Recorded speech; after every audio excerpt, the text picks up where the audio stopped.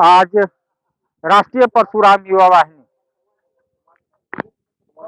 मकर संक्रांति में खिचड़ी भोज का व्यवस्था था, जहाँ पे ध्वजावाहक गुरु पांडे जी भी उपस्थित रहे। तो आइए हम बात करेंगे क्या उद्देश्य, क्योंकि गुरु पांडे जी है ही ऐसे। निखिलेश ठाकुर जी ने भी सदस्यता ली थी। आइए, कितनी खुशी है इन सब कार्यक्रम से और ऐसे सदस्यता अभियान से हम जानना चाहेंगे।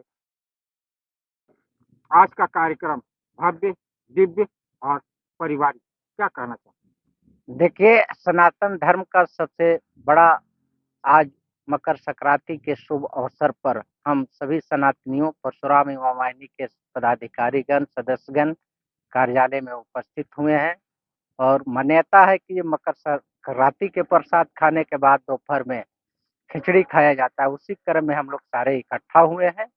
ये सनातन धर्म के लिए गौरव की बात है। पहले निखिलेश ठाकुर और अब कुणाल सारंगी जमशेदपुर विधायक सदस्यता ग्रहण कितनी मजबूती मिली? देखिए, हमारी संगठन को मजबूती आने वाला दिन में और अधिक मिलने जा रही है। हम लोग कोई बड़ा काम करने जा रहे हैं। अभी हम आपके चैनल के माध्यम से प्रसारित नहीं कर रहे हैं, लेकिन कुछ दिन में हम लोग बड़ा कार्यक्रम करेंगे और जितने लोग ये विधायक हैं, मंत्री हैं, जो जुट रहे हैं, से हम लोग के संगठन में मजबूती का काम कर रहे हैं। जय जय श्री परशुराम, जय श्री परशुराम। पलामू को उस कार्यक्रम का इंतजार है, कुछ डेट, तारीख, महीना, क्योंकि पलामू जानना चाहता। देखिए, इस पर अभी हम कुछ नहीं कहेंगे। अब तो उतना बड़ा ग्राउंड भी यहाँ नहीं रहा हमारा डाल्टनगंज शहर में। इसके लिए तो सबसे पहले हमको ग्राउंड तलाशना होगा और कथावाचक को रहने का व्यवस्था अच्छा से सुयोजित करना होगा। इसके बाद हम लोग शायद हमको लगता है कि अक्टूबर में निर्णय लेंगे। क्या जया किशोरी या कोई और? अभी अभी अभी हम कुछ नहीं कहेंगे। महान कथावाचक कोई ना कोई पलामू में आना सुनिश्चित होगा।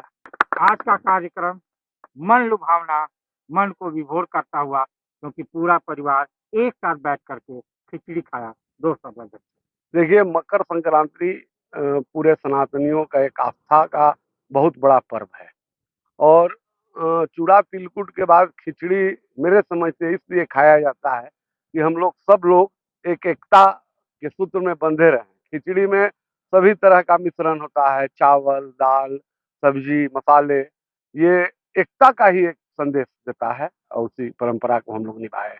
कुणाल सारंगी ने सदस्यता ली, पहले निखिलेश ठाकुर और कुणाल सारंगी। देखिए, जिस तरह से हमारे संगठन पर लोगों का विश्वास बढ़ रहा है, हमें लगता है कि आने वाले समय में जितने भी विप्र ब्राह्मण परिवार हैं, जो ऊंचे ऊंचे पद पर हैं और पॉलिटिकल में हो या बिजनेस में हो या व्यापार में हो, सभी लोग का एक इस संगठन के प्रति सहानुभूति है और वो लोग संगठन से जुड़ रहे हैं। कि आप जानते हैं, कुणाल सारंगी जी खेल प्रेमी हैं, स्पोर्ट्स में रुचि रखते हैं।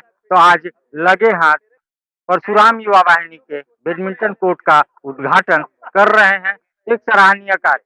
पलामू के धरती पे आना, खेल प्रेमियों से मिलना, धर्म प्रेमियों से मिलना और उसके साथ इस कोर्ट का उद्घाटन होना पलामू के लिए एक बड़ी सौभाग्य की बात है। जो आप देख रहे हैं, कुणाल सारंगी जी परशुराम युवा वाहिनी के बैडमिंटन कोर्ट का उद्घाटन कर रहे हैं। झारखंड नहीं, देश में आप युवाओं की प्रेरणा स्रोत, इसीलिए परशुराम युवा वाहिनी युवाओं का एक झुंड है और वो आपको यूथ आइकन मानता है। तो क्या कहना चाहते हैं? तो क्या जो सम्मान मिला, सम्मान भी करना चाहता है परशुराम। देखिए, सबसे पहले तो मैं राष्ट्रीय परशुराम युवा वाहिनी के सभी माननीय सदस्य गणों का हृदय से आभार व्यक्त करता हूँ, पलामू की इस पावन धरती पर आज इतना प्यार और स्नेह देने के लिए। और इसके अलावा आज संगठित होकर सामाजिक और अन्य विषयों पर समाज के प्रति जो हमारी जिम्मेदारी है उसे निभाना हम सभी का कर्तव्य है और जो बखूबी हमारे राष्ट्रीय परशुराम युवा वाहिनी के सदस्य यहाँ निभा रहे हैं, लगातार सामाजिक कार्यों में अपने आप को व्यस्त रखते हैं, सकारात्मक सोच समाज में किस तरह से विकसित होगी उसको लेकर सतत प्रयत्नशील रहते हैं। तो इसलिए ऐसे युवाओं के साथ इनके कंधे से कंधा मिलाकर काम करने का सौभाग्य अगर मुझे मिलता है, निश्चित रूप से मैं उस मौके को कभी भी अपने हाथ से जाने नहीं दूँगा।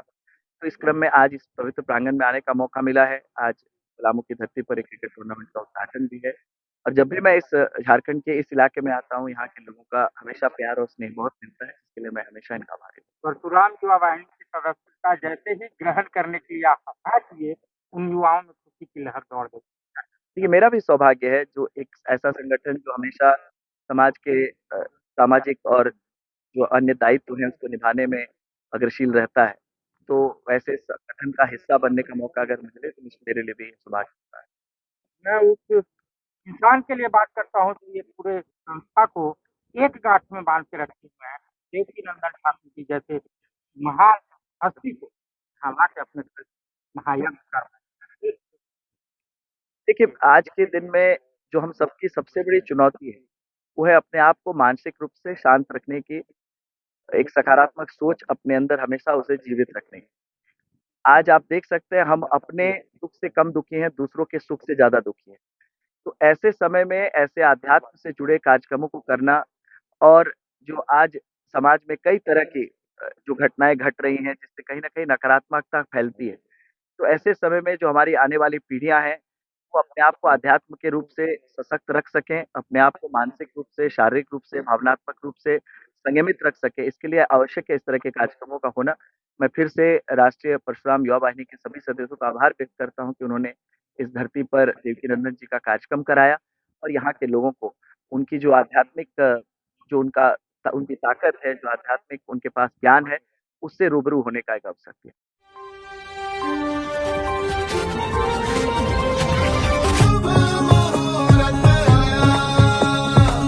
रोजाना की जिंदगी में झूमने के बहाने मिले हैं। शुभ मुहूर्त आया, हीरो साथ लाया। शुभ मुहूर्त आया, हीरो साथ लाया। सस्ता और समुचित इलाज के लिए गरीबों का रहनुमा मात्र एक हॉस्पिटल, मैया बाबू हॉस्पिटल।